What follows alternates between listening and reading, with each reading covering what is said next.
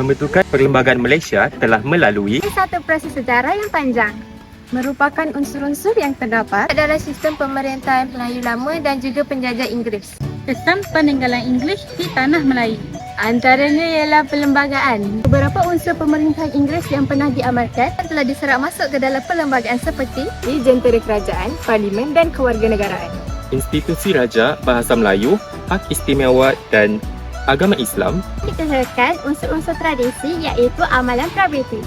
Terdapat 4 unsur-unsur tradisi dalam perlembagaan iaitu Bagus si penerangan Dr. Dari kelas kita tadi? Ya, bagus. Banyak yang saya belajar pada kelas tadi. Contohnya macam bahasa Melayu sebagai bahasa kebangsaan. Di bawah perlembagaan berapa yang tadi? Perkara 152. Perkara 152 Perlembagaan Malaysia. Ya, di mana ia sangat penting dalam memupuk perpaduan di negara kita. Betul tu. Walaupun bahasa lain dijadikan sebagai bahasa kebangsaan, tetapi hak bangsa-bangsa lain untuk menggunakan bahasa mereka sendiri tetap dilindungi di bawah perkara yang sama. Ya, ini merupakan keseimbangan baik di mana bahasa Melayu sebagai lingua franca memupuk perpaduan, manakala bahasa-bahasa ibunda yang lain turut dipelihara di negara kita. Perkara 152 juga menjamin bahawa kerajaan boleh mengekalkan pembelajaran dan juga pengajaran bahasa lain selain bahasa kebangsaan. Ini merupakan peruntukan yang progresif. Betul tu. Penerimaan bahasa Melayu sebagai bahasa rasmi merupakan antara prasyarat untuk kaum imigran mendapat kehayatan di Malaysia. Macam Cina dan India kan dia masuk penjajahan. Habis tu masa tu dia kena setuju dulu yang bahasa Melayu sebagai bahasa rasmi Malaysia untuk didapat warga negara. Ya, dengan penerimaan seperti ini, dia sedang mengelakkan berlakunya konflik besar antara kaum berkaitan bahasa pada proses kemerdekaan dahulu. Perkara 152 sememangnya baik dan rasional untuk perpaduan negara. Yelah, saya rasa macam dah masa lah untuk saya pergi kelas. Saya minta diri dulu. Minta diri dulu. Bye. Assalamualaikum Fatih, apa khabar? Waalaikumsalam Najwa, Alhamdulillah baik.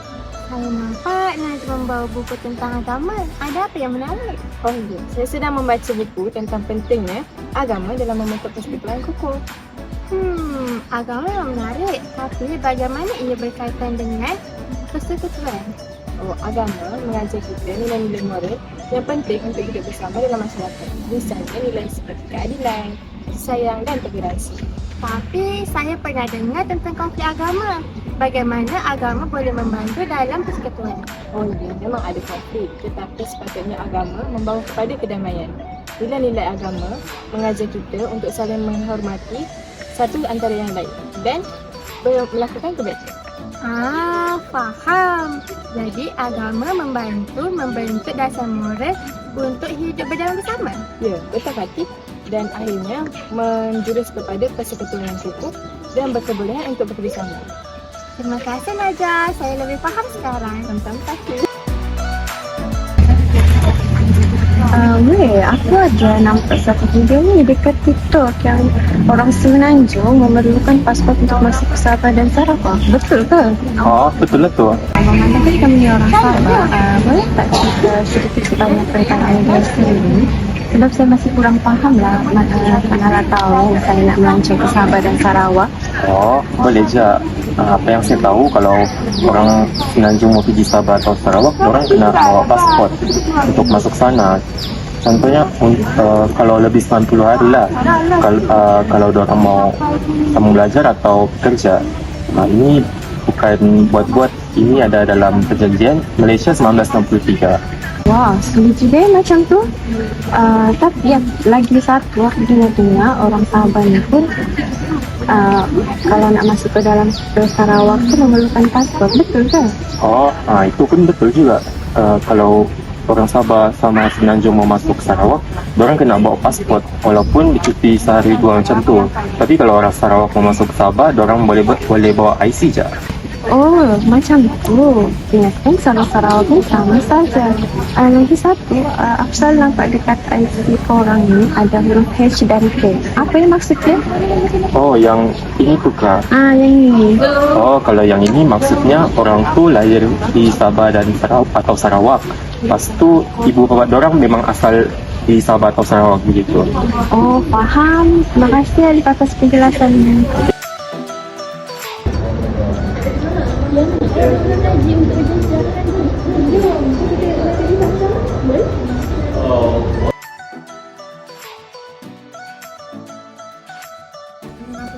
Sejak bila pemerintahan beraja ini wujud? Oh, pemerintahan beraja ni wujud sejak dalam sistem sosial di negeri-negeri Melayu sejak berabad dulu lagi. Oh, kiranya konsep raja berperlembagaan ini, raja mempunyai kuasa mutlak dalam sistem pemerintahan kan Islam? Ya, betul. Tepat sekali. Di Malaysia, kita mengamalkan sistem demokrasi berparlimen iaitu di bawah pentadbiran raja berperlembagaan. Jadi, raja-raja akan bertindak mengikut perlembagaan yang ditetapkan. Ya, betul. Pemerintahan beraja di negara kita juga dikatakan lebih unik berbanding di negara lain. Betul, unik kerana raja yang memegang jawatan sebagai Di-Pertuan Agong selama 5 tahun akan bertukar mengikut giliran dalam kalangan 9 raja yang memerintah negeri. Ya, contohnya sekarang Di-Pertuan Agong kita Sultan Abdullah akan menamatkan pemerintahan baginda tidak lama lagi, iaitu pada 30 Januari nanti. Wah, kita banyak dapat maklumat. Kiranya kita boleh menggunakan segala maklumat ini dalam ujian kita nanti. Betul tu, Yana? Yani. Hai Izan, apa khabar? Khabar baik. Awak buat apa kat sini? Tak ada, saja jalan-jalan. Awak tahu tak, esok kita nak sambut Hari Nyepi tau. Betul, saya pun menantikannya. Bagaimana awak dan keluarga merayakannya? Kalau keluarga saya, mereka membuat melasti di pantai untuk membuang dosa dan mohon keberkatan. Kalau keluarga awak pula macam mana? Oh, kalau kami semua membuat ogoh-ogoh bersama anak-anak kampung. Ia sangat menggembirakan. Wah, menariknya. Macam mana awak melihat kepentingan tradisi ini? Bagi saya, cara melihat kepentingan ini dengan cara kita mengekalkan akar budaya dan nilai nenek moyang kita. Ia dapat menguatkan dalaman masyarakat kita. Setuju. Saya harap generasi akan datang dapat memelihara tradisi ini. Betul? Mari kita sama-sama mengekalkan warisan tradisi negara kita. Okeylah, saya pergi dulu. Okey, bye-bye. Bye.